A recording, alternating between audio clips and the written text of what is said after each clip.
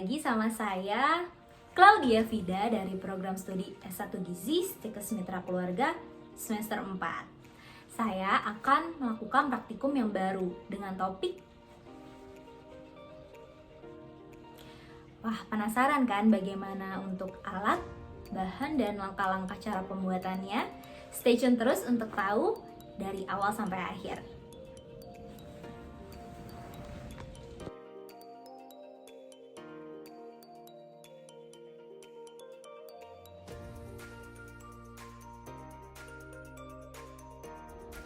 Halo semuanya, ini adalah alat dan bahan yang dipergunakan untuk membuat mie kering wortel.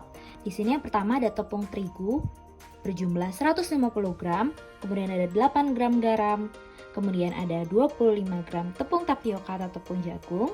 Di sini ada 3 gram baking soda, 1 butir telur, dan di sini adalah bahan utama kita yaitu wortel. Wortel yang saya gunakan adalah berjumlah 50 gram yang ditambah dengan 15 ml air. Kemudian di sini ada minyak goreng atau minyak sayur berjumlah 8 ml. Kemudian di sini ada untuk spatula pengocok dan wadah untuk menaruhkan adonan. Saatnya kita mulai dengan penambahan satu wadah lagi untuk memisahkan menjadi dua bagian adonan yang sama dengan menggunakan adonan yang pertama adalah menggunakan baking soda yang 3 gram tadi dan yang satunya adalah tidak.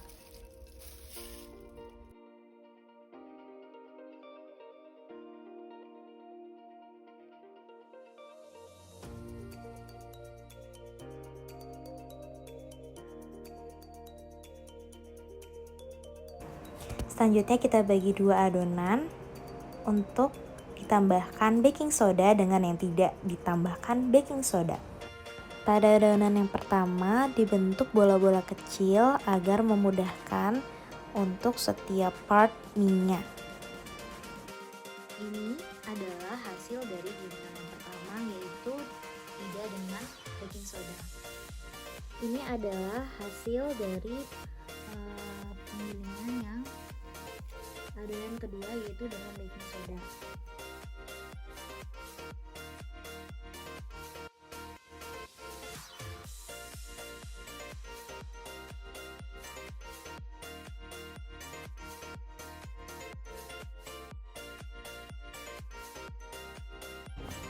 Dan ini adalah hasil gilingan dengan baking soda tadi.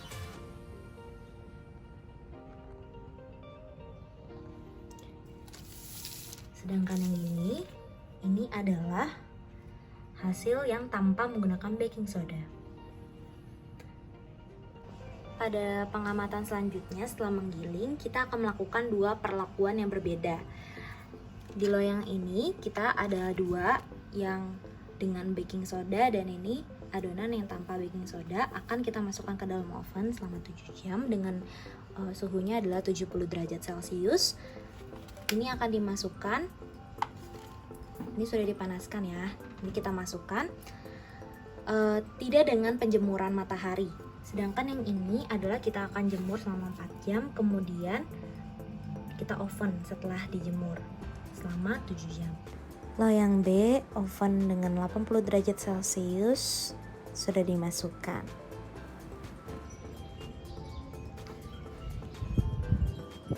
Ini adalah perlakuan yang pertama adalah kita jemur selama 4 jam di bawah terik sinar matahari selama 4 jam ya. Ini tanpa baking soda dan ini dengan baking soda. Progres sudah selama 1 jam.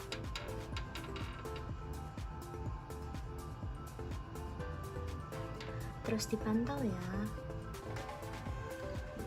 selama 2 jam.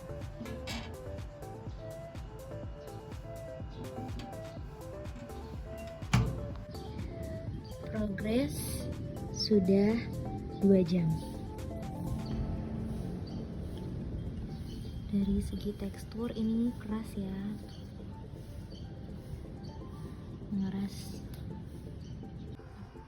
Oke, selama 4 jam.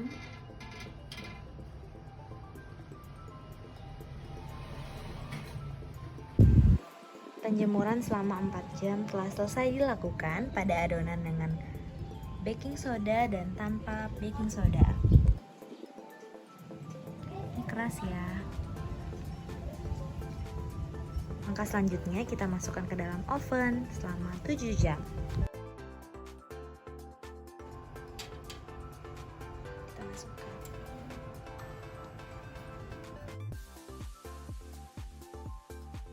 Kita putar agar kedua loyang mendapatkan api atas dan api bawah. Jadi yang tadi yang telah dijemur kita taruh di bawah.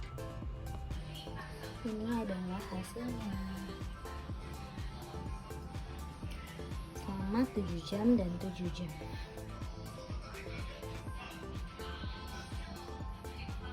Ini akan didiamkan selama 3 hari dan lihat untuk uji organoleptiknya.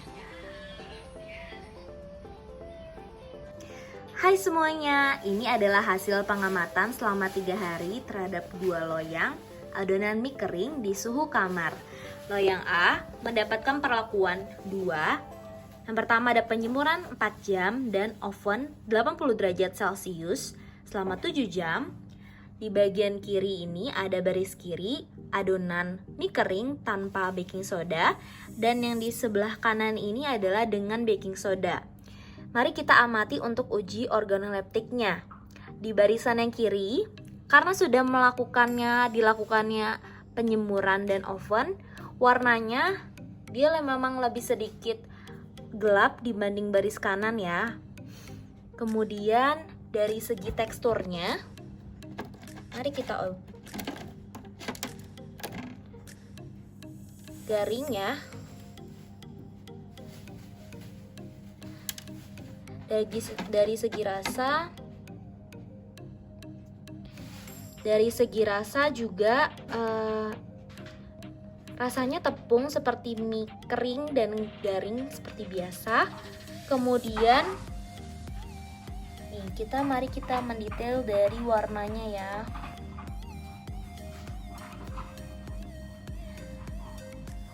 Tanpa baking soda warnanya lebih gelap. Teksturnya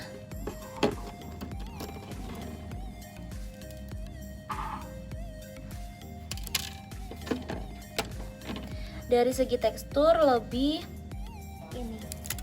keras atau lebih crunchyan yang tanpa baking soda.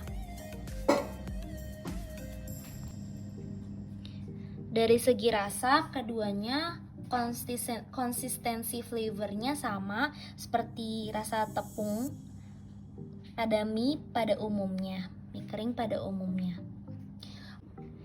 Beranjak ke loyang B. Karena loyang B hanya dilakukan perlakuan oven 80 derajat Celcius selama 7 jam. Warnanya sebenarnya hampir mirip ya. Namun pada bagian kiri atau baris kiri ini dengan tanpa baking soda, warnanya masih lebih menangan gelap dengan 2 perlakuan karena sinar matahari mempengaruhi juga dari segi kematangan keringnya, teksturnya, dan warnanya. Panas atau kalori yang diantarkan di loyang A lebih tinggi dibandingkan loyang B. Loyang B hanya dilakukannya pengovenan. Namun kalau yang loyang A ini sudah dijemur dan di oven semakin kering. Dan warnanya pun cenderung lebih gelap. Di loyang yang B kita akan uji teksturnya. Keras sama seperti loyang A, namun lebih sedikit tekstur halus pada bagian dalamnya sedikit. Kalau yang loyang A benar-benar keras. Ini untuk detail warnanya. Warnanya kuning keemasan. Masih tetap di bagian yang baris kiri dengan tanpa baking soda masih cenderung lebih gelap. Dari segi rasa,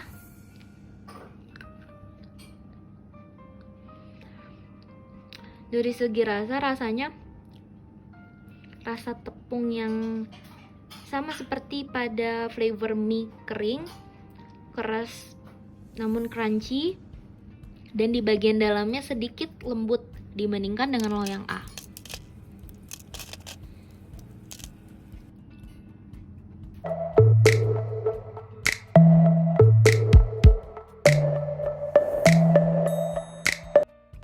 Pengolahan wortel menjadi mie sangat menguntungkan karena mengandung beta-karoten yang berfungsi sebagai antioksidan menurut Kumala Ningsi tahun 2006 dan juga dapat disimpan lebih lama karena memiliki kadar air yang lebih rendah menurut Sinaga tahun 2011. Penambahan karoten wortel pada mie bertujuan untuk memberikan warna dan nilai nutrisi. Karena karoten berperan sebagai prekursor vitamin A. Mapiratu tahun 1990 melaporkan bahwa makanan yang mengandung karotenoid dapat mencegah atau mengobati penyakit yang disebabkan karena kekurangan vitamin A. Selanjutnya, dari segi tekstur, pada mie kering wortel ini dipengaruhi oleh apa ya? Warna. Warna yang dihasilkan ternyata dari senyawa karotenoid pada wortel yang dihasilkan dari warna kuning sampai oranye. Selanjutnya, peranan tepung terigu. Tepung terigu berfungsi untuk membentuk struktur mie. Protein utama tepung terigu yang berperan dalam pembuatan mie adalah gluten. Peranan telur. Fungsi telur pada mie kering dengan adanya substitusi atau penggabungan tepung lain adalah sebagai bahan tambahan yang penting. Karena berfungsi sebagai bahan pengikat molekul pati yang berfungsi untuk mengikat molekul pati yang terdapat pada tepung terigu dan tepung substitusi lain. Lalu, peranan air. Air berfungsi sebagai media reaksi antara gluten dan karbohidrat, melarutkan garam dan membentuk sifat kenyal dari gluten. Pati dan gluten akan mengembang dengan adanya air. Hal ini disebabkan absorpsi air makin meningkat dengan naiknya pH. Tujuan atau peranan diberikannya minyak goreng untuk memperbaiki rupa dan struktur fisik bahan makanan tersebut, meningkatkan gizi dan kalori, serta memberikan cita rasa yang gurih. Selanjutnya untuk peranan baking soda. Baking soda merupakan bahan pengembang atau zat organik yang ditambahkan ke dalam adonan. Baking soda berpengaruh pada warna yang dihasilkan pada mie kering wortel karena mengikat zat beta-karoten yang ada sehingga mie dengan baking soda warnanya lebih pucat dibandingkan mie tanpa baking soda. Sekian penjelasan dari pembahasan pada praktikum kali ini. Semoga dapat dimengerti dari peranan masing-masing bahannya. What a wonderful